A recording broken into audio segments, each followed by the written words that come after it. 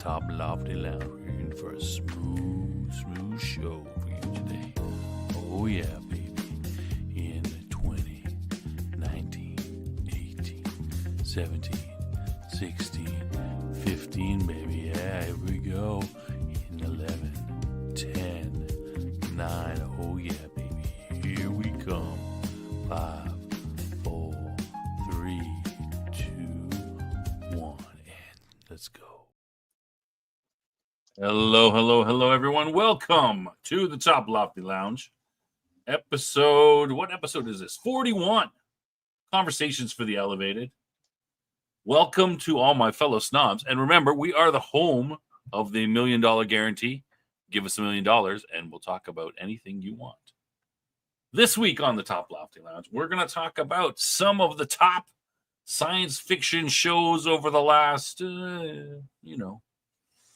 50 years or so.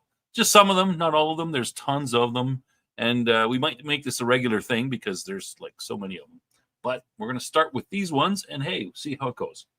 But before we do, I need to introduce my co-host. He is the 800-pound gorilla to my, graceful deer walking through the forest. The angry American to my noble Canadian. It's Cam. Say hello, Cam. Good evening, everyone. How are you feeling today? I am tired. I've had a very busy week, including weekend, and I'm not quite recovered. But my illness, whatever it is, has mostly gone away. I got a little bit of congestion, but nothing serious. That's good. Let's watch the birds. Yeah. Recorded earlier today as we just calm ourselves. Mm-hmm. I know things are a little bit. We've been just for the audience. We've been talking politics a little bit. We usually talk a little politics before, after the show sometimes.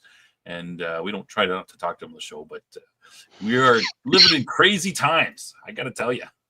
Yeah, you got a new Canadian dictator today. Yeah, I closed the thing. Like it was basically 10 minutes ago or something. He was. They finished maybe a little more than that, half an hour. They finished counting the ballots and all this stuff. Yeah, it's crazy.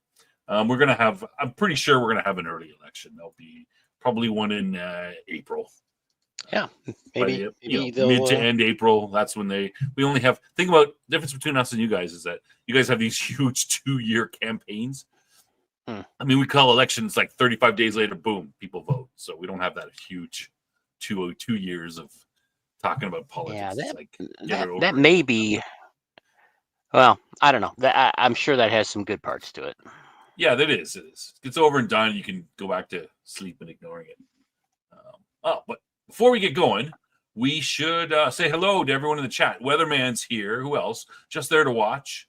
Dave is in the chat. Oh, good to see you guys. We got, it says on my little thing here that we've got 6 people watching right now. But that's all I see in the chat. 3 of you guys. All right. Well, we'll get going. Thanks for coming here. We appreciate it. We're going to talk about, like I said, a bunch of different science fiction shows. And I'll give you a hint. If you want to know which ones we're going to talk to, just look at the thumbnail for this show. I put, I always do that. I put something in there, like a hint of, it's pictures of the birds are fighting. Chickadees are bastards to each other. Watch them. They just go after each other. It's crazy. I put a little hint by, some of the pictures of stuff that's going to be in there. Wait, what?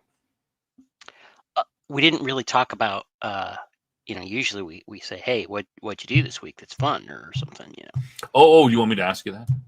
Oh, James is in the chat. Hey, James, welcome. Yeah. You want me to ask you what you did that was fun? You said you only worked. You didn't do anything. You worked and you're tired.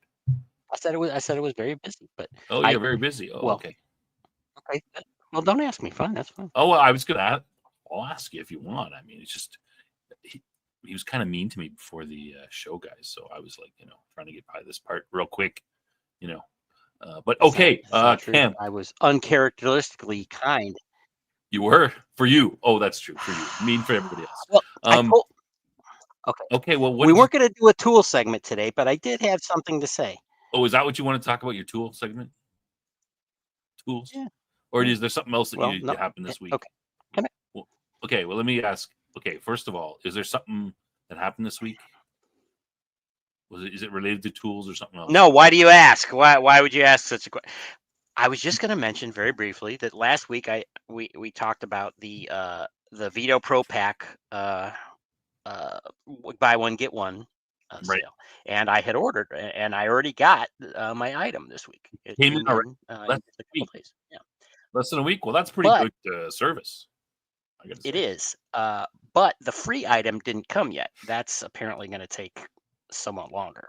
Probably Oh, because they're waiting. Because the last time I did it last year when I did this, I did it much later, not at the beginning of the sale right, or the offer, special offer, and right. everything came right away. So I thought, oh, that's just how it is. But no, it's not. So, but I did get the one, the bag I actually ordered, not the freebie. So I'm playing around with that, and then. Of course, you get a new tool bag, you got to fill it up, right? So, That's I true. Yeah, had of my course. eye on a electric screwdriver or a powered screwdriver. That Really? I have some other ones, but there was one that I've been looking at for a while, and I went to the store today and I picked it up because it was on sale for $19. So Okay. Well, do you like those electric screwdrivers? As I don't have one. I've seen them and I'm like, uh, oh, it seems y- too, too, hippy dippy for me. Like, come on. well, Like, yeah, I don't know. it's not. Maybe I'm wrong. I don't think it's something that everybody needs. Certainly, a regular screwdriver that you could just, for regular household stuff, not a problem. Or if you want to take a step up from that, you can get a ratcheting screwdriver, which makes things a little, a little easier, a little faster. Um, but man, for uh, over the last year, I've gotten. Again, I kind of buy things when, tools when they're on sale. So I've gotten two electric screwdrivers, specifically relatively low torque screwdrivers, and then Mhm. I've got some higher power drill drivers, and then an impact driver I bought this year as well. Yeah, but I mean, impact. That's not a screwdriver. Impact driver is a. You don't mean a impact driver that's a screwdriver, do you? Like you mean Well, a I mean, regular.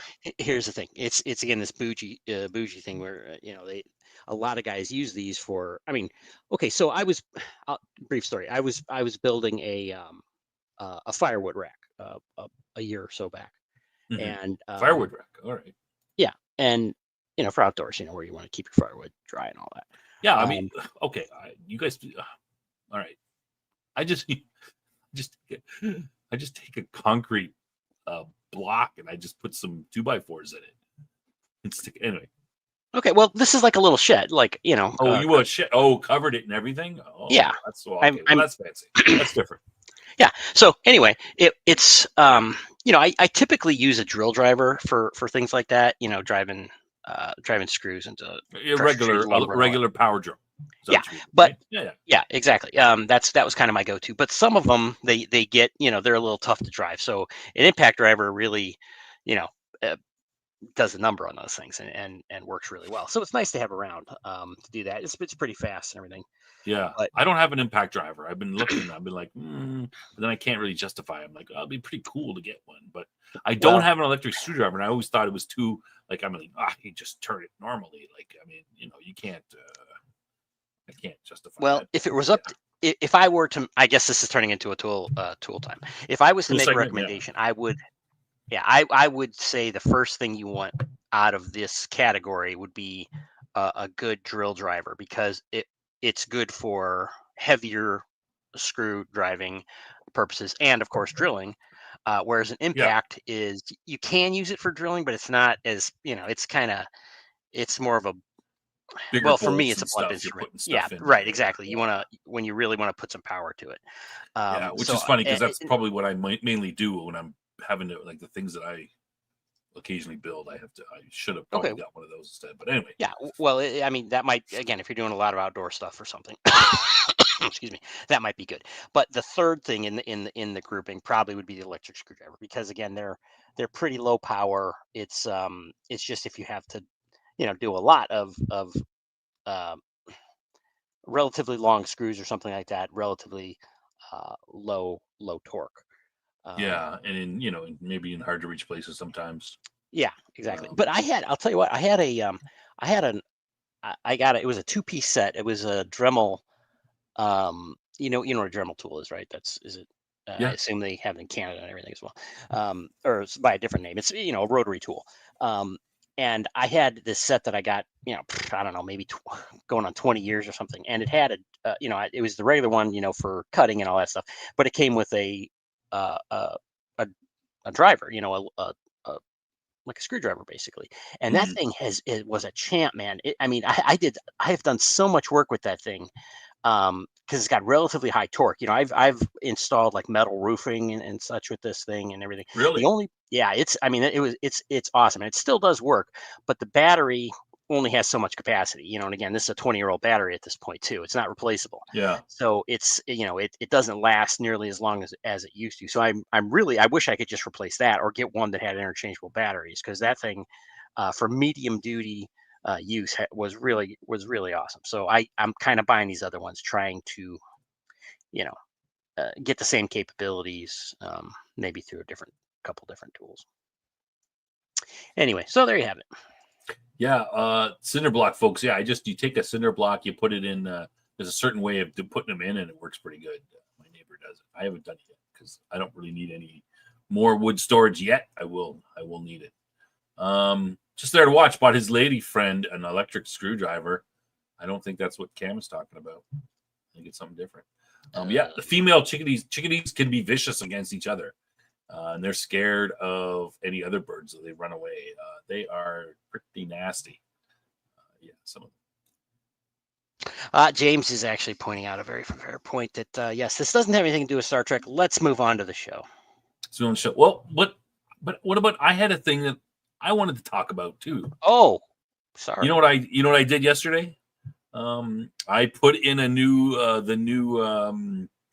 in the toilet tank, the innards. I replaced them. Yeah. It took me like 3 hours. I mean, it's not supposed to take that long, right? But then you gotta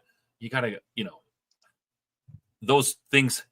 I've been in my house for 20 years and they haven't been replaced before. So I mean, it was like trying to get it off was just brutal. Yeah, it was bad. And I don't have any. There's all women in my house. I don't have any man to sort of hold. Like I'm turning the thing, and it's like it's turning, right? But it's not coming off because it's just turning. No, you got to hold that straight so it doesn't turn. But yeah. Anyway, I got it off. It took about 3 hours, but I mean it's pretty easy. But frustrating. I was about to melt off the old plastic at one point, but yeah, all the pump and stuff inside. Yeah, the tank was all cracked and stuff. There was water coming out constantly. I'm like, this is a pain in the ass. Gotta fix that. Yeah, I've had to do some toilet rehabs in the last couple of years myself. Yeah, I'm gonna do another one next week. I think. Yeah. Okay. Did you want to put that link didn't work, Cam, for me? Oh well, it's not that. So big maybe if you want to, you'd have to put it out again. Okay. It came back 404 when I did it, but anyway. All right. So let's get on the show. It looks like we got more people in. A lot of people coming in. Who else? Death Angel Shadows. No, it's not joke time yet. Of course not. That's the end of the show. Matouine is here. Who else? Oh, those are the new ones. So yeah, we're up to. Looks like my thing says we got 9 people watching. All right. Well, let's get to it. Wait, quick. Try it again. The link I put in there. Okay. Let me try it myself. It worked for me. Oh, okay. Now it's working. Right. Do you want me to show this link? Yeah, just quickly, so we could just say cap it off. All right, cap off the tool time. It wasn't supposed to be a tool time, but we did it anyway. All right, let's do here share screen. I want this one here. Hey, Matouine here. It looks like it's working. All right, let's try it out. Okay, here we go. What is this? Oh, this is the rechargeable screwdriver you're talking about. Yeah. Ooh, hey, that looks nice.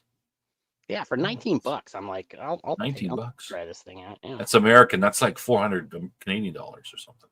Well, that's pretty good looking. Yeah, it looks torque settings. Oh, hey, that looks. That's, I might need that for my next project. It did take a long, the bolts you got to screw in to attach the toilet tank back onto the toilet. That was like, I was like, they have the system I bought was it had a really high and thick, between the tank and the toilet itself. They had a big thick, whatever. Gasket. It's not really gaskets, it's foam and stuff, right? It was pretty hard foam, so I had to really torque away at it. It probably took me 15, 20 minutes of torquing that thing back at, okay, so this would have been perfect for you. It would have been good for me. I do okay, let's do 8 turns on one side and then 8 on the other, because the toilet tank will be like flopping if you don't get it tight enough, right? People will need to go bang against the wall or stuff. Yeah, especially if you have things with fine threads, where it's like, very high thread count. It takes a lot of turns. Yeah, that's pretty good. Does it come with a bunch of bits? No. Yes. It just comes with 2 bits, but that's okay, because I don't want that. Was that your gay dance club? No, that was that's this. I clicked on this by mistake, and it's a video that they show. Gay tool video. Got it. So no, but I recommend everybody get their own bit selection. It's got a little light. Oh. Yeah, it's pretty nice so far. I haven't tried it out. I don't even work yet. I just got it today, but I will. It's pretty good. Yeah. All right. Well, we weren't going to have a tool segment, but looks like we had one anyway. Right on. All right. So awesome. Star Trek and stuff. Okay, let's get that off. Let me get okay, so we're going to talk about a bunch of what is going on here. All right. Being a pain. Let me get it to the beginning. All right. Shall we add this to the stage? Let's bring it out. Okay, so we're just going to talk about various science fiction TV properties that have come around throughout the years. We're going to start with, of course, the obvious Star Trek is probably the most well-known one. I don't know. I think we can talk about this if we want, Ken, but everyone kind of knows this. Pretty much. We'll mention it anyway. So, so the original Star Trek, 66 to 69, 3 seasons. And then Star Trek, the animated series, was 2 seasons from 73 to 74. A lot of people, I always forget about this one. Then, of course, you got Next Generation, 87 to 94. And then DS9, 93 to 99. And Voyager, 95 to 2001. Enterprise, 2001, 2005. And then, of course, there was no Star Trek after that. So, it's unfortunate. But you know what hits me most about this is that the overlap. And I remember this from Next Generation to DS9 to sort of to Voyager. Like there was never really 3 going on, but almost, right? Right. Next Generation was ending and Voyager was about to start. And DS9 was going on. It was a lot of, a lot of Star Trek going on TV at the time. Yes. Poor Enterprise broke the 7-season streak. When you also had the movies going on during, the TNG movies going on at this time. Well, actually, you had original series movies going on when TNG was on. Yes. I'm trying to remember when the last one was. I think it was. Would have been Star Trek 6, right? Yeah, maybe 1990, 1989. And then they did the Generations, which was the the tie-in between the old the Kirk era and the Picard era. Yeah. Right. Yeah. 1991 was Undiscovered Country. So yeah. We could have a whole show about Star Trek, obviously, but I Deep Space Nine is my favorite still to this day. And I loved TNG when it was on. A lot of it, at least. The middle part of the series was really the best, in my opinion. Season 3, 4, 5. But it had good episodes in season 6 and 7 too, and some good ones in 1 and 2. I never really watched the original series. I mean, it was before I was born. But even when it was on repeat forever after that. I'd just be like, I would see, I saw some here and there and stuff. And I think I've probably seen every episode, but I haven't sat down and watched all the episodes for the original series, I've probably seen them all, but not in straight. I haven't seen any of the animated series. I really got into it with Next Generation, I think. Came out again, started watching it. And, the first 2-3 seasons, especially the first 2 seasons, were pretty weak. But TNG, season 5, 4, 5, 6, 7, I thought, very well done, especially, 6 and 7, some very good episodes there. Very from a science fiction perspective, right? Interesting things, fitting together, got a little bit of storyline going along, that kind of thing. So I was pretty impressed with that. What's my favorite? I don't know. I actually, who says here? I didn't hate Enterprise. Is that a hot take? Yeah, I liked Enterprise too. It was okay. I don't have as much hate in my mind for it as some people, and I don't have as much hate in my mind for Voyager as some people do. I thought it was a little, that was like, oh, they're going to give us, they're putting a chick in it. They're just trying to push the chick thing. And I thought Janeway was a little weak at the beginning, but by the end of the series, she was pretty, hard ass tough, and she'd be fighting with her first officer a lot and being mean to him and stuff. And I'm like, all right, well, she's hardened. That's good. She seems like a real captain now. Yeah. So I Voyager grew on me in the later seasons because of the I think they did a pretty good job. Janeway, came into her, herself, so to speak. Yeah. Well, I watched, I think, the first 2 seasons of Voyager, and then I checked out at that point. I still haven't seen them, so I have heard that they were pretty good. I don't remember why I stopped watching it. I don't remember there being like, oh, I hate this or anything. Yeah. I just kind of drifted away. Yeah. Now, some people in the chat here, our friends, are saying they some disparaging things about Deep Space Nine. Let me tell you why I love Deep Space Nine. Who? And okay, we got James and Madeline sound a little well, less than enthusiastic, which is fine. Yeah, it's parking lot space ripped off Babylon 5. I don't know if that's, we talked about that on our Babylon 5 show. Did DS9 rip off Babylon 5? Yeah. Well, doesn't matter, but anyway. Without getting into that, the reason that I liked it is because of all the Star Trek shows, it is the one that dealt with the overall setting of the Star Trek universe the best. We saw, again, because there was a war, it was dealing with these other factions constantly. It wasn't like, in and out with the Klingons for an episode or something like that. It was the most continuous storyline of any of the Treks. Yeah, which was new at the time, right? Like, yeah, people didn't do that. Right. It was, for Star Trek, it was, typically very episodic. Single episodes, I should say. And I'm a huge fan of settings in anything, basically. It's like if you have world building and interesting setting, I want to know more about it, delve into it and such. So that's the show that provided that more than any other Star Trek show for me. So that's why it's my favorite. Yeah, and I do like DS9, and I appreciate it for that. Yeah, it was a good setting and everything. I don't have any complaints about DS9. I think I like it more than Voyager. I'm just likewise. TNG has a little bit of nostalgia for me because I'll tell you why. Because we used to watch it. When I was in the Army. We were in the Army and we were in school. We used to watch it, and particularly, the episode where Wesley gets kicked out of Starfleet Academy. Mm-hmm. That he didn't get kicked out. Sorry, he didn't get kicked out. Yeah, he got in trouble, but sent back a year. That was something that sort of hit really hard, really close to us, because we were like, holy shit, that happens to us. No, I mean, it didn't happen to me, but different. It happens to people. Yeah. We're like, it directly related to our own situations at the time.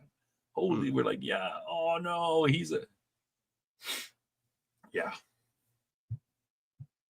We called him retreads. He's a Dave's saying retread. check He's out. got to go back and repeat a year. Anyway, Yeah. Dave's but saying anyway. check out Center Seat 50 Years of Star Trek. Good documentary. Yeah, I should probably do that. I've been so reticent to listen to anything. Like there was a documentary on Deep Space Nine, like that came out a couple of years ago. Yeah. It's like I don't want to listen to any of this because I don't want to. Someone's going to start going off some political crap, or whatever, and why they're enlightened, and it's like don't ruin it for me. So I've kind of avoided that. I find that most of them don't really do that too much. Usually the documentaries that I see about Star Trek and stuff are very apolitical. They're not really like they don't push a political agenda. They're very factual and stuff. Personally, but anyway. The thing Shadow mentions about O'Brien, oddly enough, and this might sound strange to people, but O'Brien was like one of my favorite characters from TNG. So, oddly enough, they plucked him out of that show because he was a bit player, or like a recurring character. Yeah. But I loved him. He was like the transporter chief on the Enterprise, and he was just he was saving the day all the time and everything. And they had an episode called The Wounded on DS9, which introduced the Cardassians.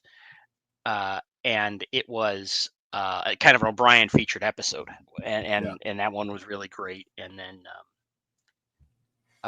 Dave's saying What We Left Behind, that was the DS9 documentary. Says they did it. Yeah, I'm sorry. I'm trying to catch up with the chat.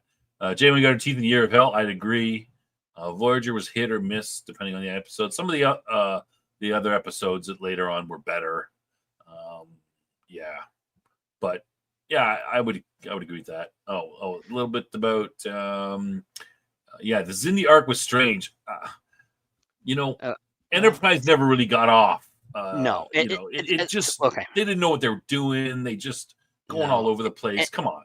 Enterprise was a huge miss for me. It's like again, because I like the setting and all the history and everything, it's like, okay, this is pre-Federation, right? And there was established lore, official Star Trek lore. I'm not talking about some random.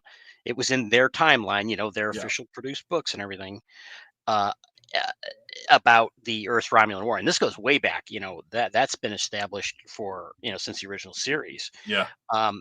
Prior to the Federation, the Earth and Romulus had this huge fight, this huge war, and it's like, which eventually led to the establishment of the Federation.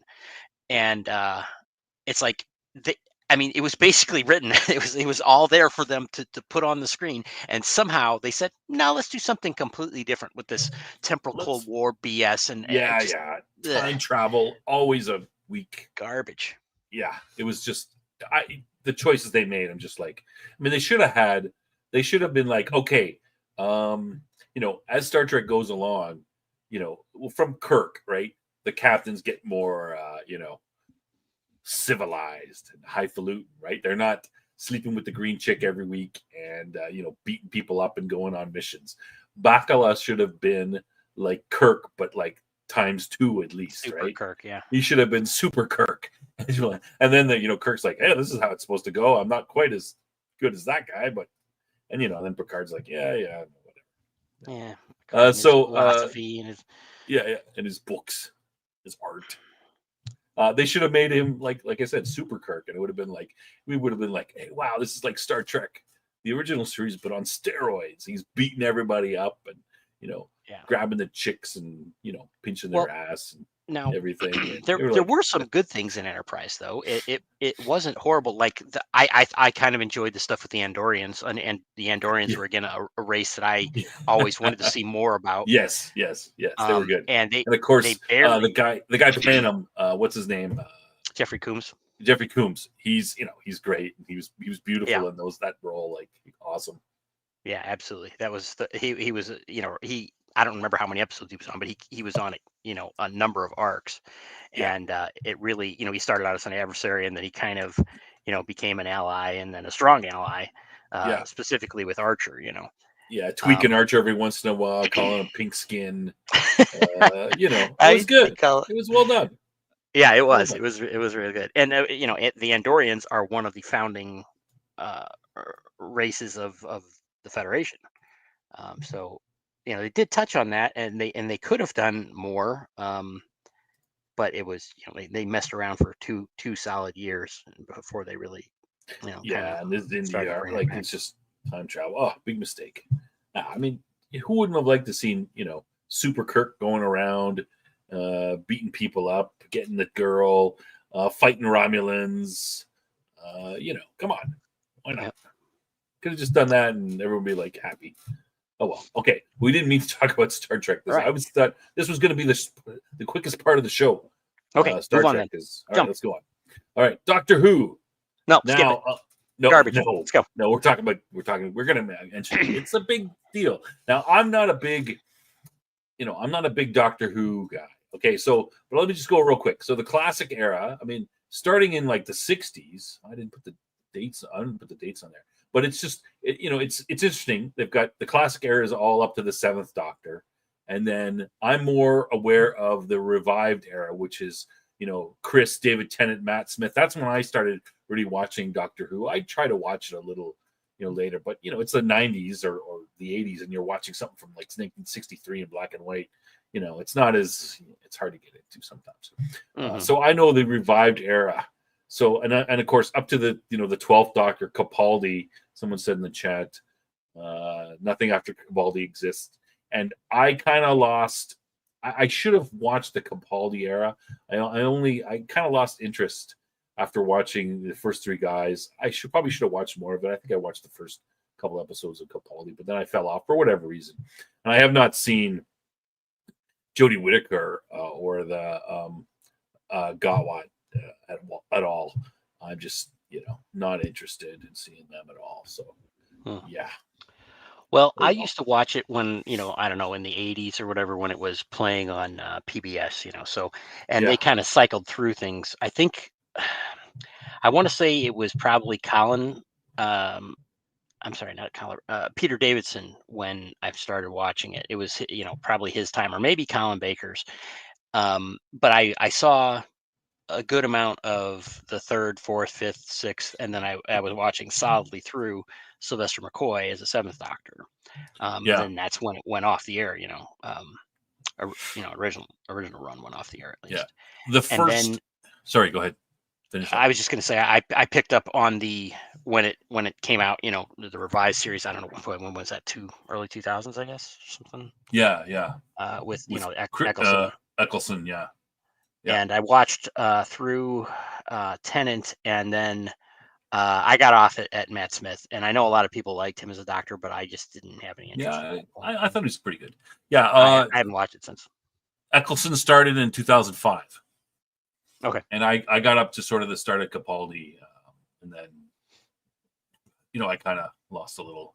But I think Capaldi kind of, from what I've heard, it's moved into a little bit. I probably should have watched more. I wouldn't watch any after that. I kind of got into it. Like Tom Baker was the first Doctor Who I remembered. I have an ex-girlfriend. I don't tell my wife. I had her make me a really really long scarf like his. I still have it. I had a friend that was somewhat older than I was when I was a kid, and he had a nerd scarf too. So yeah, I still have it. 30, 40, 30 years. Well, for most people of our age, I think Tom Baker is like the Doctor. I mean, he's the guy who was, the most outstanding of them all. Although I really like Peter Davison myself. No, there is no Who after Capaldi. Capaldi had trash writing. Well, then maybe that's why I'm missing it. This is, Weatherman says he fell off at the 7th. Yeah, there's a bit of a gap in there, eh? 1989 is the last Doctor Who, and then 2005 they start again. Just remember this is all British, so these seasons are like 8 seasons. They're like normal for us now, not 22 or 24 or something like that. Well, I think the earlier ones were like the.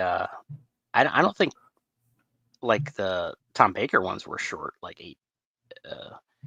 They had those were like serialized or whatever, weren't they? They had like they play them in like half-hour segments or something. So it was.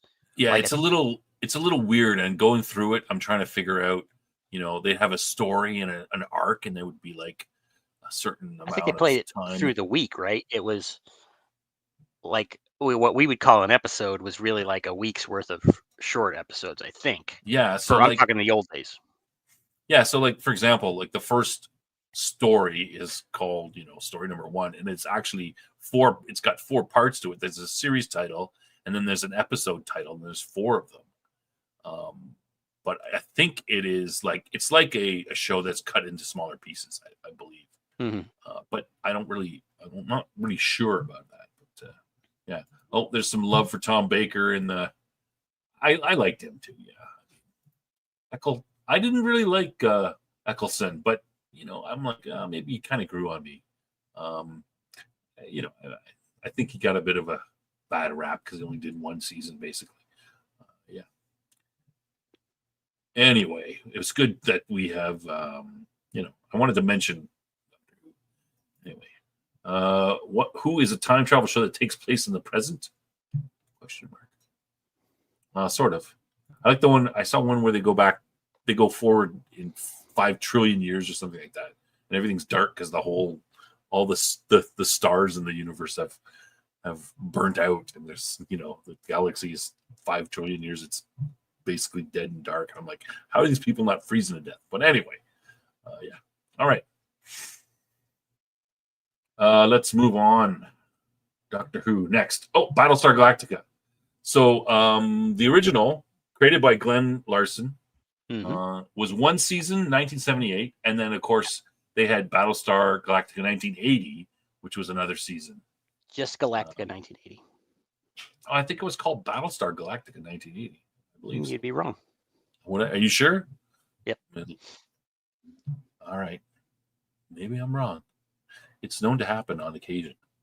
And then, of course, I watched some of Battlestar Galactica when I was a kid, of course.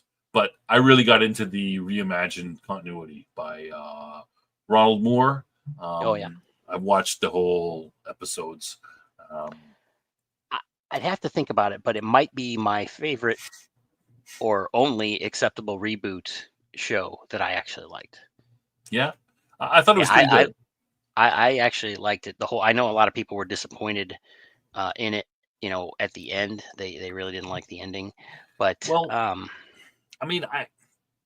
wasn't surprised by the ending. I was like, I'm like, okay, well that makes sense for especially with the other show. The miniseries. So it was a 3-hour, 2-episode miniseries in 2003. Then they went, and it's only 4 seasons, but it's got like season 4.5 and season 2.5 or something like that. So it's really more than 4. It's like The Sopranos, right? Season 6 part 1 and season 6 part 2. It's really kind of like a 6-season thing. But anyway, and of course we got the Caprica prequel in 2010, which I started watching a little bit, but then I kind of lost interest. It just fell off. All right. Okay. Anything else you want to say? I like the remake a little bit. It got a little bit weird at the end. Hate silence looking like humans. Yeah, it's kind of weird. I didn't dislike it at all. I would put it as one of my favorite shows, sci-fi shows. The new one, I mean. I did watch the original. I was a huge fan of it back in the post-Star Wars era, and enjoyed that, of course. But I don't know. I think the new one really, it it brought sci-fi TV forward, in my opinion. And other things have, I think, benefited from it. Things like the Expanse, I think probably might not have existed with. I don't mean the books, but the TV show might not have existed without Battlestar Galactica, for example. Yeah, maybe.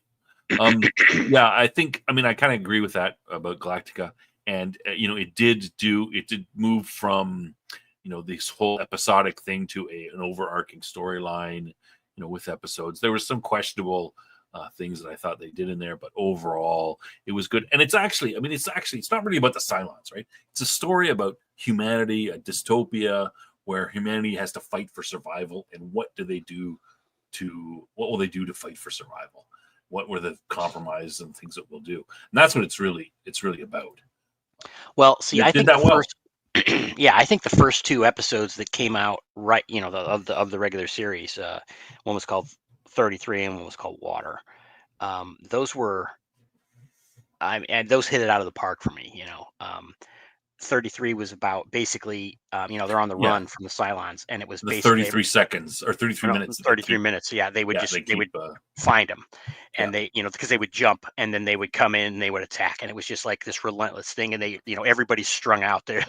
They've just been yeah, going for days and days without rest, and I mean, it was just a great high tense, high pressure, tense yeah, situation. It was fantastic. Um, they fall, they stumbled obviously throughout the show in some places, and they had kind of this big storyline, the whole tagline about, oh, the Cylons, whatever, and they have a plan, and it's like, didn't quite make it there, but compared to some other shows I'm sure we'll touch on if I stop talking about this one, I think it followed through pretty well. yeah. All right. Yeah. Okay, let's move along. X-Files. This was a big one for me. Sci-fi drama, 1993 to 2002. Chris Carter created 9 seasons, but of course there's a 10th season and 11th season that they tacked on afterwards later on. Mm-hmm. 2 movies, X-Files and I Want to Believe. X-Files in 1998 and the X-Files I Want to Believe. FBI, and FBI agents Scully, a medical doctor and skeptic, and Mulder, a profiler, criminal profiler, supernaturalist, and conspiracy theorist, have various adventures. And this is I think this is part of the transition there that you were kind of hinting at there, where they have sort of the monster of the week or the weird thing of the week, and then they have this overarching storyline where they have a season of 22 episodes, whatever, and then there's usually a monster of the week, but sometimes in there maybe 3, 4, 5, 6 episodes are actually sort of start to advance the storyline. And I really like the X-Files, and we used to watch it almost religiously, because I'm like, what is going on? I want to, I didn't monster of the week, I'm like, oh damn, but I really wanted to find out what the entire thing going on was. What was the big conspiracy and stuff? But after they got rid of Duchovny, and though Robert Patrick was good, they got rid of. I kind of fell off after Duchovny. Think, is this ever going to end? They don't even know what's going on. Well, that's it. I kind of came to the show a little late. A friend of mine was a huge fan of it, and I started kind of watching it with him. And I was the opposite. I like the standalone episodes better generally, because I quickly became frustrated with the overall storyline, and as many go, probably really didn't pay off, like they promised. And it's one of these things. It's like, oh, they, some of these creators, it's like, oh, I have this idea, and then it kind of gets popular, and it's like, well, we can keep going with this instead of wrapping it up and telling the story you originally intended to tell. Spoiler: this is why Babylon 5 is actually pretty good. Exactly. And I think that probably happened with X-Files. Yeah. And went on, they just, it was a market that they had for it. It was popular enough to keep going, so they did, and they undercut themselves, is my opinion. I mean, this is where, I think this show is what made conspiracy theory, not some weirdos in the, living in their mom's basement with their, whatever, smelling their own farts. This is what made conspiracy theories cool. Like this show had an effect on our political, because of that. There's a lot more people who are, interested in conspiracy theories, and it's not like some Fringe, like when some guy comes out and says, oh yeah, people don't just go, yeah, whatever, Bob's crazy. They're like, there's a little more acceptance of that because of the show. But well, I'll also say that, I have to give it credit for being one of these a show in which things pivoted around. Let me put it that way. Is that you had kind of before X-Files and after X-Files. And another show that I give credit for, I know that by today, it's like, oh, this is garbage. But Buffy the Vampire Slayer was another one of those shows where things kind of pivoted. And it's like, this is a different kind of show now to what we had before. And X-Files preceded it. And I don't think they were the same kind of show, but they were both examples of shows that had much more elaborate stories and ongoing stories, and just did things. It like took a step up, changed the cultural landscape or the television landscape. Maybe. Yeah, definitely. Like Death Angel Shadow Buffy did not get better and better. By no means is that true. We'll discuss that in detail one day, maybe. All right. Yeah. Go ahead. X-Files, big, long time. A show was on for a long time. All right. Lost. Oh, this boy. is for those of you looking at this picture real carefully, see if you can spot the interesting stuff. So, Lost, sci-fi adventure drama, science fiction, and supernatural. More supernatural in my view. Created by Jeff Lee Liebner, J.J. Abrams, and Damon Lindelof. So we've, J.J. Abrams, 6 seasons, 2004 to 2010, often ranked as one of the greatest TV series of all times, won numerous awards. It is my personal most disappointing series of all time. And if you don't know the story, a plane crashes on a mysterious island, and like the plane crash, like how the hell did people survive this goddamn plane crash? The characters and the audience try to figure out what the hell is going on. I mean, I watched this show like religiously from beginning to end, pretty much. With the wife and stuff. Very disappointing ending. Spoiler alert, they're in purgatory. Well, not really. Not really. Kind of. Hey, welcome, Aldous. Aldous. Hey, welcome. Good to see you. Okay, I've got a weird connection, or not connection, weird story about Lost, and that is, I was an early adopter of hating J.J. Abrams, so it's like they had some, this is a new show, or whatever, and I said, nope, screw this, I'm out, I don't want anything to do with this, and I didn't watch it for 2 seasons or something, and then I ended up started watching it, and I ended up, I watched to the end, and yes, everything you said is real disappointment. They didn't fulfill what they planned to do. This is another one of these shows. It's like the poster child for, we've got this big story and we're going to reveal it to you, and it just never came about. That said, this is the poster child. Whenever we talk about TV shows that don't fulfill the promise, this is the show I point to. Lost. It is the one. Go. But oddly enough, about a year ago, I watched one of these super fans that did like a retrospective on the whole show and everything, and as I mentioned earlier in this episode, I'm a huge fan of setting and all this stuff and background and everything, and it's again, so through the eyes of this super fan, I really appreciate all of those elements, all the stuff with the God, I can't remember the Dharma Initiative and all this stuff.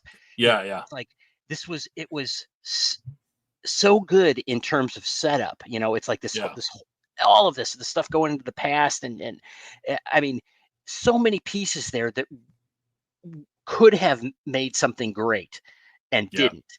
And so I do appreciate that, and I like it, and so in my head, not having experienced it in the same way you did, I kind of like it, as a concept at least. But yeah, they didn't follow through. They didn't really follow through. But some of the things, like you mentioned about purgatory, there wasn't really that, obviously. But the way that they brought that together and everything, there was some clever stuff in it. It just didn't pay off. Yeah, I mean, the whole it actually built fairly well. So they're on this island. They meet these people that are weird that are already there. They're like, what the hell? They find the hatch. They go in the hatch.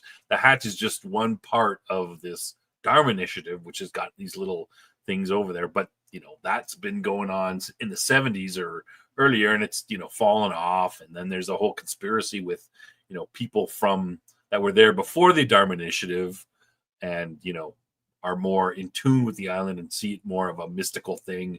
And the Dharma guys are very scientifically oriented. There's a clash between them. And of course, the science guys obviously lose because they're all dead or gone or whatever.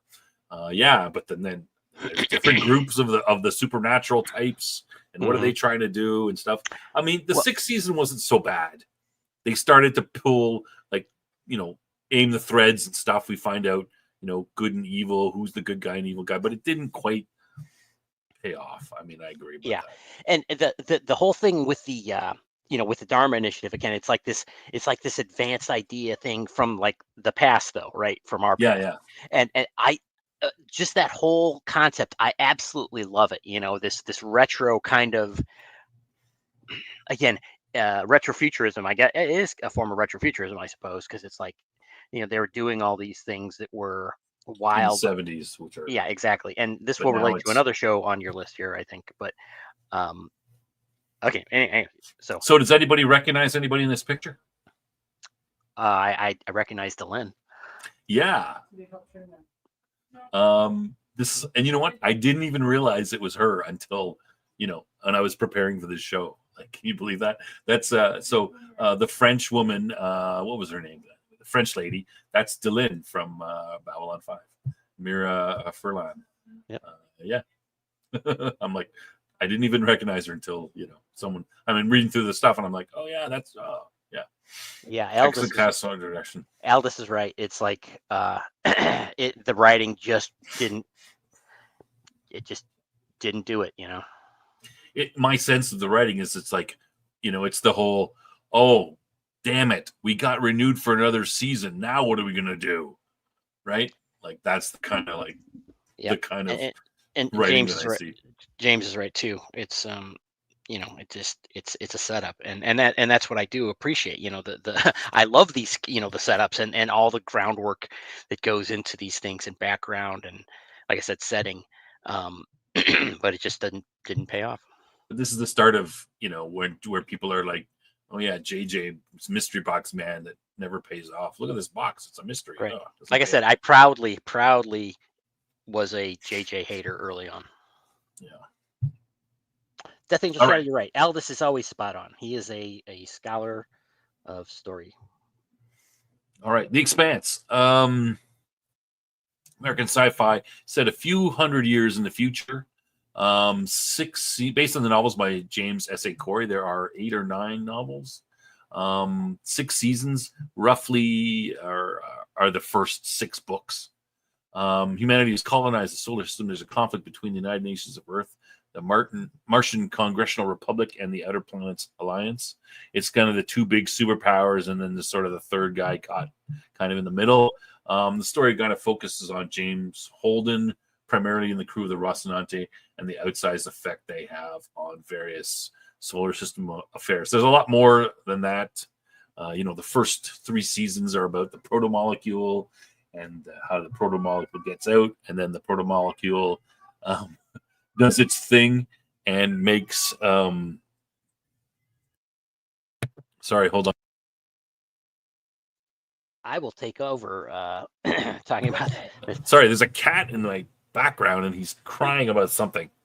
Somebody throw something at that cat. Anyway, the Expanse, it's a mixed bag. I mean, it follows the books fairly closely, quite closely. Hold on.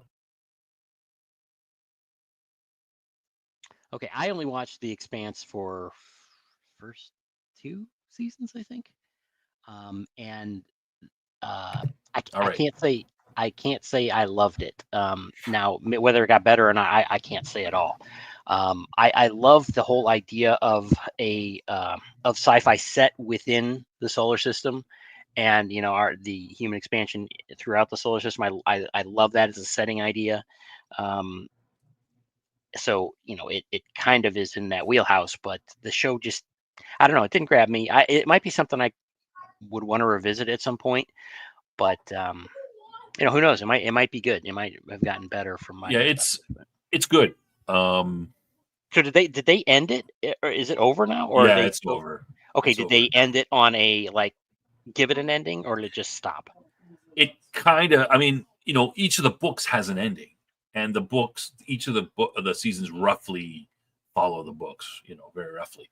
So, it has an ending in that every book has an ending, but it doesn't have the ending of the final. Right now, that said, no, they didn't rush the ending. They have they're so the books kind of like I said, they start with the beginning with the protomolecule, and the protomolecule is on Venus, and it uses uses Venus to, build something, which is then fired to the edge of the solar system, and that sort of the whole ring system works off, where you go through the doorway, and then there's access to 1,300 or so other doorways that go to other solar systems. But there's other aspects to that. I'm glad I didn't watch it. Lost me right there. Oh, well, then they start, there's, people escape. They start going to these various, they take off from the Earth.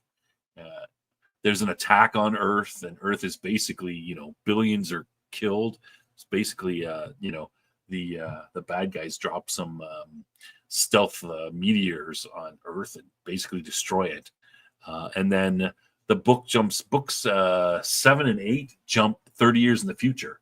And then you've got, the one of the groups that have escaped into these various other, one of these 1,300 new solar systems worlds, have taken the proto-molecule, and they've been experimenting with it, and they've been doing a lot of weird stuff, and they come back.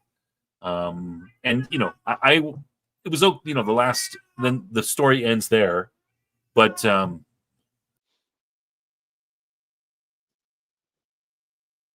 the story ends there, but then, you're seeing James Holden and his crew they're really old, and it's kind of like watching a bunch of, your heroes. Like, no one wants to see Clint Eastwood hobbling around trying to, do the good, the bad, and the ugly again. So I was like reading the last books, I'm going, and they do end, but I was like, oh, do I really want to, hear James Holden complaining about how his back hurts and all this stuff, and they're trying to be action heroes, but so it was a little bit, yeah. But that the TV doesn't go that far. They had some problems, eh? They had, okay, well, first let me just, it is kind of harder science fiction, because it's the few shows where they actually, they have gravity and talk about, slingshotting around planets, and it's not just like driving around in space like it's normal. So it's a step up in that case. Yeah. So they had problems with the the Expanse is, ending, and they're having problems with the cast, right? Like, people are getting canceled. People are getting canceled. They're trying to the guy who played Alex, he got accused of some sort of sexual thing. I don't know what the details about it, but he was the pilot, the Martian. He's the pilot, yeah, Alex. And so they're like, oh, we got to get rid of him. So they kill him off when he's not supposed to die. Then, and then why wouldn't they just recast it? Why would they not just recast him if that was they killed him off? And then so this is this kind of stuff is going on. Yeah. So they get rid of him, and I'm like, so they kind of, again, shut themselves in the foot a little bit. Yeah. All right. Well, I'm glad I got off when I did. It's still not bad. It's not bad. It's still very good. And then, the storyline, like I said, follows the book, and I generally felt the book was good. Books were good. So, like I said, not as much of a fan as the last two books, because it's a little bit, but yeah. All right, let's okay, we're gonna move on. One more. This will be halfway through. Fringe. Okay. So an American sci-fi, created by J.J. Abrams. Oh no. Alex Kurtzman. Oh, Robert Orci. 5 seasons. September 2008 to 2013. Mix of fantasy, procedural drama, and serials similar to the X-Files. It follows the Fringe division, investigating cases related to fringe science, ranging from transhuman experiments gone wrong to the prospect of destructive technological singularities and the possible collision of 2 parallel universes.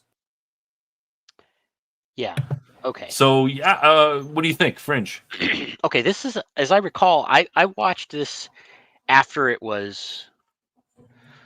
No, I think I started watching it on reruns somewhere before the last season. I think it was before the last season, but after, I didn't watch it from the very beginning, and because I seem to remember binge watching it, and I well, let me jump to the conclusion. Yes, it did not pay off well, but the beginning of it was very rough, and I didn't really like it because it did seem just kind of like an X-Files ripoff.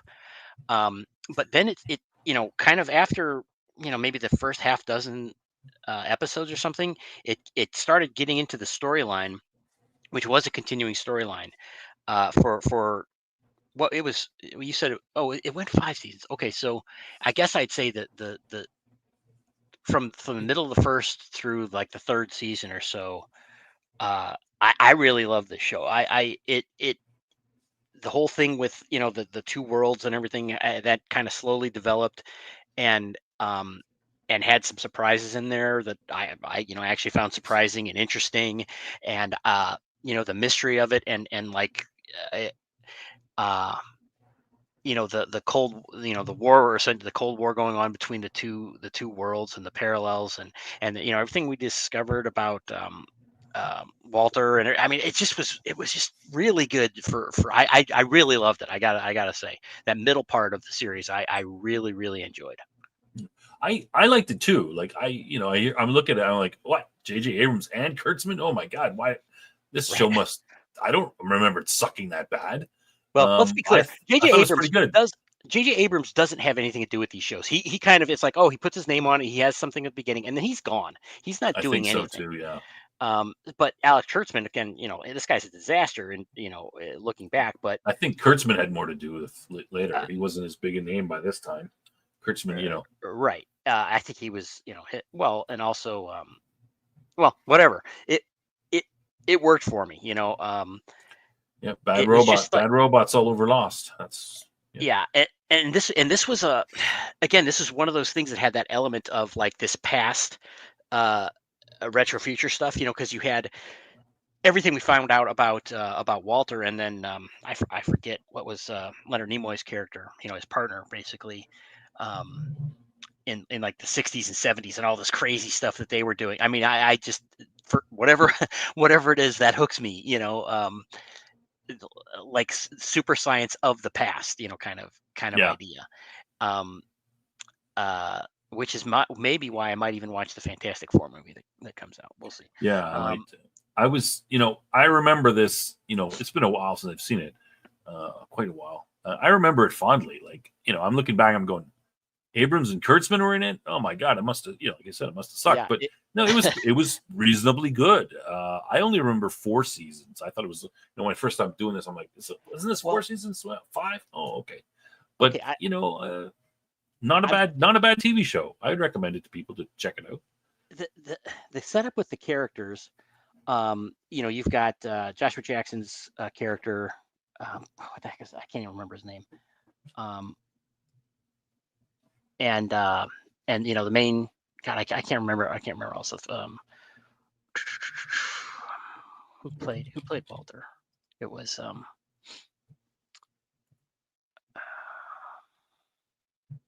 John Noble, from obviously from Lord of the Rings. He did such a I mean, he did such a great job on this show. Yeah, Uh, John Noble. He's he's good on the show. He's probably and, my and favorite. I mean, and again, this character, when we see him, he is, uh, a broken man, and every way he's like mentally Yeah, barely there. He's just this like fragile creature and everything. But we know from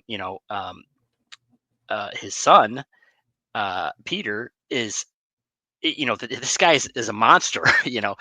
And obviously with Olivia, he has this past with Olivia as well. When she was a little kid, they did these experiments on her and all this stuff. And I mean, obviously this is a little bit convenient that all these things come together, but it's the interaction that it sets up between these characters. yeah, And they have all reason in the world to hate this guy, but it's like, looking at him in the state he is, and the human stories that come from that, which usually I could give a crap about, in sci-fi especially, are somehow they just hit for me, and it's, um, I mean, it's, uh, some of the best of that kind of storytelling that I can recall seeing. yeah. Um, There's some flash forwards. It's it's. Would you say it's a better Lost? Better I'd say done. it is. I It's mean, better than Lost. it Yeah. doesn't. It has a very weird last season. I think it was the last season, the one where they actually that isn't all in the future. Yeah. The 5th season is in 2036. Yeah, It's a that's messed flash up. forward. It's like it would be better if it didn't exist, in my opinion, for the whole thing. So you have this a similar problem in that it really kind of doesn't pay off and ends very strangely. Um, but man, if you could just cut out the middle part of the show, it really is good. Yeah, Um, I thought it was good. See, Yeah. Aldous here, he's saying he likes the very beginning of the show, and then he thinks I, it goes bad. I don't have a problem Um, with the beginning of the show, but I wouldn't say it goes bad. I agree with you there. Starts at 7 really isn't apparent until season 4 or 5. Yeah. So, yeah. But I liked. This, I'd like to watch it again actually, and kind of because when I was going through the whole Lost thing retrospective, I was watching on this other channel. Um, yeah. it got me really interested in it, and then I started thinking about Fringe because they're somewhat not related. Yeah. It's kind of one of those ones that come in there, and yeah. I would, doing this makes me think I want to watch it again too, and I wouldn't hold the J.J. Abrams and the Kurtzman against it. Yeah. They're listed as executive producers, so they kind of, you're right. They create it and they get it started, and then they take off. A lot of that happens a lot. All right. So we are halfway through what we were my various lists. Cam suggested to me earlier that we only go. We're at an hour. Maybe we should just only go through half of them, and then we do the second half next week. And I'm good with that. Already going an hour. Hopefully everybody's good with that. I think we're going to do that, Cam. Yeah, that sounds like a good idea. Yeah, I had 14 of them, so we've done 7. We can do the next 7 next week. Do you want to do a summary of any of the shows we looked at today? Anything you want to mention before we about them? You're saying right now? Yeah. No, but I think we might want to. I think we could do a whole show on some of these easily, sure. or more than that. Actually, I wouldn't mind doing a rewatch of Fringe, but not on top of the Babylon 5. Tall enough order right now, but yeah. maybe we can just do some. Maybe we could schedule an episode coming up and say, hey, let's do a whole episode on Fringe, for example, or any of the other ones for that matter. There's something I wanted to talk about these shows, some of them, and I'll bring it back to Lost, because that was the show where you started getting these cult-like groups of people watching, like called Losties or something like that. I mean, this is when you start seeing these. Battlestar Galactica had quite a bit of a cult following as well. That where people were just so big. I knew some people like that were so big onto the show, they just had to watch it. It wasn't like TV. Mm-hmm. It was part of they were part of a group of people, like My Little Pony types or something like the Lost. They would get together. They have Lost parties. They would meet at somebody's house and watch the show. Yeah, there was a strong contingency for that with X-Files and X-Files. I know for Buffy as well. I don't think X-Files was as much, but you really start to see it with Lost. I think that's the kind of the start of it. It was definitely before Lost. That Buffy the Vampire Slayer definitely had that. Yeah, they had fans, but I don't think they were as, rabid. No, you'd be wrong again. Okay, all right. I wasn't into Buffy. I know a little bit about this. I wasn't into Buffy that much. Yeah. But I think this is. I mean, it's kind of interesting. We're seeing this. I would say that growth in that area because. All right. Well, I'm going to change my theory a little bit. See, Buffy was kind of. I know you might disagree. Buffy was kind of a fringe show, right? Like it wasn't like Lost Lost was a mainstream hit, right? Like it was, all over the TV network. Yeah, I mean, it was on ABC. It was a mainstream show. Yeah. But Aldous brings up a good point. He's talking about fracturing. He's saying, things. as entertainment gets more decentralized, I think is what he's talking about. You get fewer casual fans, more hardcore fans. That is true. And Lost is that, but I mean, Lost had a lot of exposure. So yeah, it was big. I mean, I at one point with Star Trek Next Generation, it became broadly popular. It wasn't just Yes. for sci-fi nerds. It was everybody watched it. Not everybody, but a large amount of people of diverse interests watched Star Trek Next Generation at some point. Yeah, but I don't sense like they're not fans like the Lost fans. But it's just my opinion. But I thought that was an interesting phenomenon where we're starting to see that Battlestar Galactica, we started getting these super fans that are watch parties. Lost, you're starting to see that people calling themselves and going around, normal people going around saying, "Oh, I love Lost. Yeah, it's such a great show." Blah blah blah. Look at my T-shirt that I've got, and this is a normal person, not a sci-fi nerd who'd be like, "Oh yeah, of course you like Buffy or something like that, right?" Yeah. These are normies. But anyway, well, and we might think of that as kind of weirdo stuff, but my God, those were the glory days when people actually enjoyed shows because they liked the show. It was good. They as were good. opposed to I'm not saying it's I'm saying it's weird because it's normal people that are doing this as opposed to the us sci-fi nerds who are we're always big fans of certain things, right? So, yeah. All right. I just wanted to mention that and get your thoughts. You felt if this was, like I said, it brings sort of the rabid fandom to normal people as opposed to just within the, the Star Trek versus Star Wars nerds fighting each other. I mean, that's it does bring up a better point, and that is morons like to with the the Star Wars sequels and everything, how it's like there's this thing where they say, fans all hate this and that, and this Disney inspired idiocy, where people hate things and such, and they try to put this back and say, well, see, people hated Empire Strikes Back or something. It's like, no one hated The Empire Strikes Back, and people would passionately argue about things for the sake of the thing, rather than, well, you see, I like this or don't like this because I'm X, Y, or Z in my real life and I identify with this. We used to actually care about entertainment and argue about entertainment and the merits of it. Yeah. And so that's all gone by today's standards. But anyway. Yeah, so I was like I was like a teenager, and when Return of the Jedi was coming out, and I had this very big argument with one of my friends about, they're like, it's called Return of the Jedi, and I was telling them, yeah, it's called Return of the Jedi, but the original name was Revenge of the Jedi. They were going to call it Revenge of the Jedi, and they thought, no, that's not, Jedi don't get revenge. We got to change it to Return of the Jedi, right? And we had a big argument about that. Like, no, it was always Return of the Jedi. I'm like, no, it's not. It was. They originally were going to call it the big, that kind of thing. Death Angel Shadows mentions here. People would argue over whether Empire or Hope was better. Exactly. But we all loved it. We used to argue about it, but because we loved it, not because we hated it.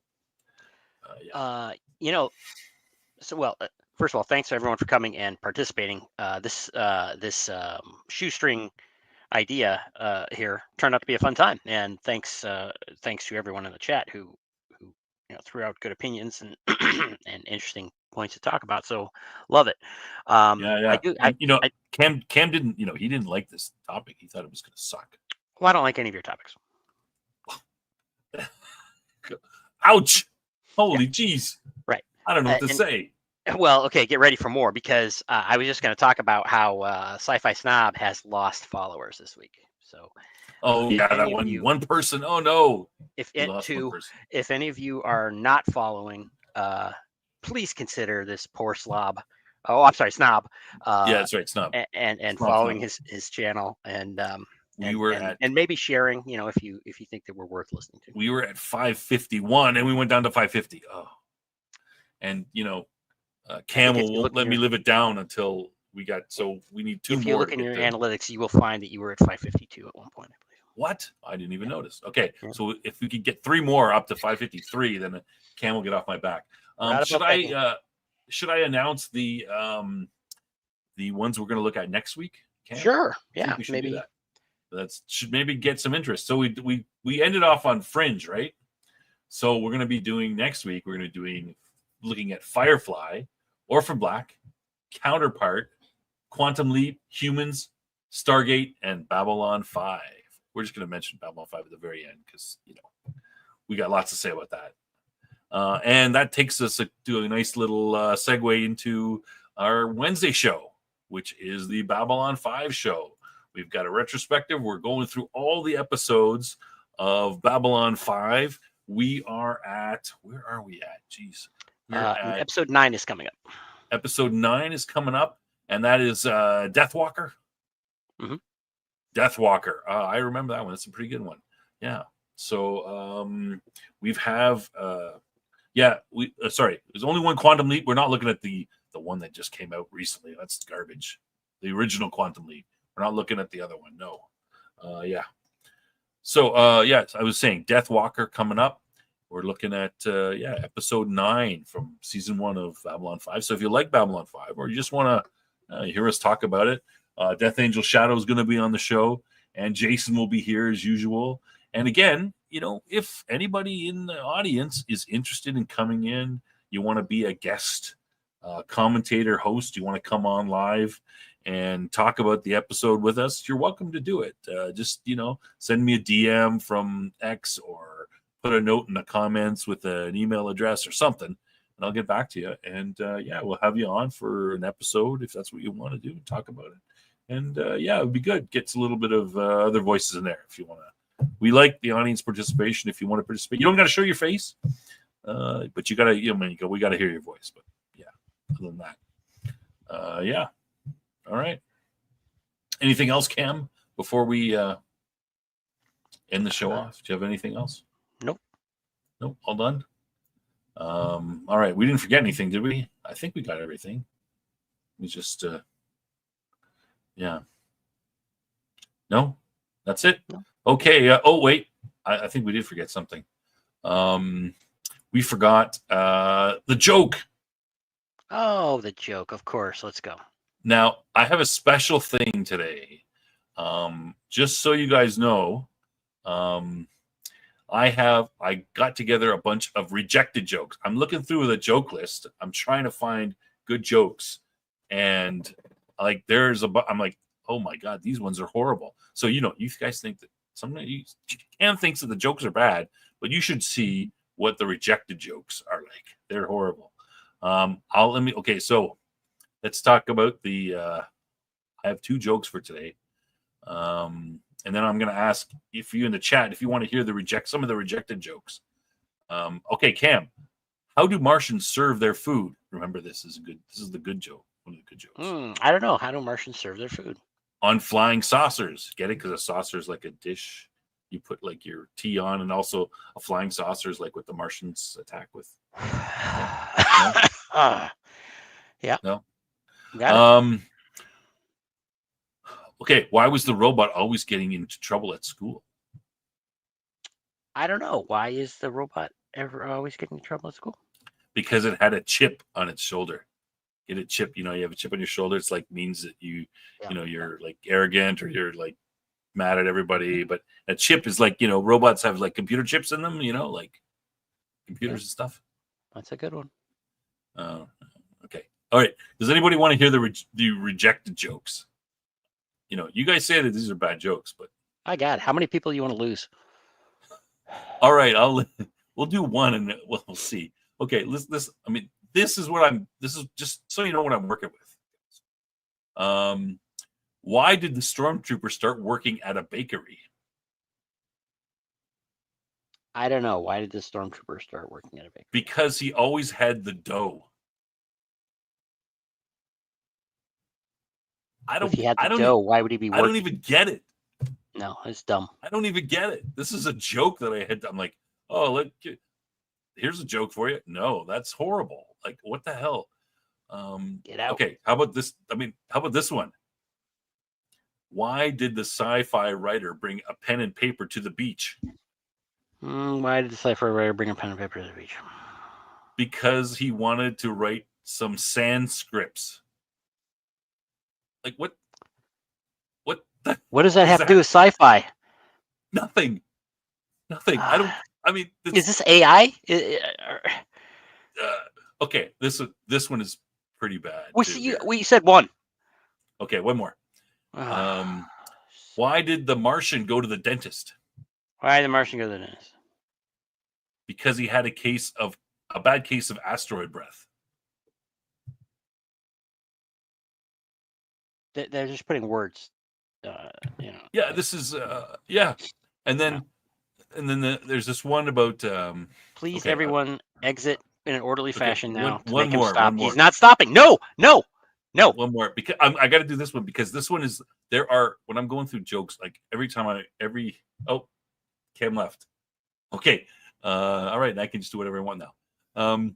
Why did the alien bring a ladder to the spaceship? Now, these guys, this is like, everywhere I go, I see these ladder jokes. There's always ladder. Why did the alien bring a ladder to the spaceship? Because it wanted to visit the Milky Way. What the heck is that? What does that mean? Nothing. It's garbage. It's bad. All right. Anyway, thanks everybody for coming to the show. Cam had to leave early because he's back. Should I bring him back in? All right, let's bring him back in. I'll be nice. You still there? Hello. Yeah, I have a couple more, but I'm not going to do them. But that's just like, that's the kind of thing I'm working with. That's what I'm working with. Like, the ladder joke is, everyone has a ladder joke. Oh, why did I'm like, well, this is stupid. It's the same joke. It's just different ladder. It doesn't make any sense. All right. Anyway, I had to make a stand. That's it for our show for this week. Thanks everybody for showing up. Next week we'll do part 2, and we'll do those 7 sci-fi shows, and we've got lots more. These are just the ones that are sort of at the top of the list. And I'm actually interested in going on further, Cam, and like doing some of the ones that are less well known, because these ones are all pretty well known. But there's there's hundreds. Whatever fills an hour, Yeah, we get we can go to the more fringy ones, and I don't mean fringe, but it might be more interesting. But yeah, we'll do with the other ones, and we'll go from there, and we'll see what happens. All right, thanks everybody. Don't forget to like and subscribe. See you next week, and hopefully see some of you on Monday for Babylon 5 show. Wednesday. Sorry, Wednesday. Yeah, not Monday. Wednesday. All right. Thanks, everybody. One of those days. All right. Good night, everyone.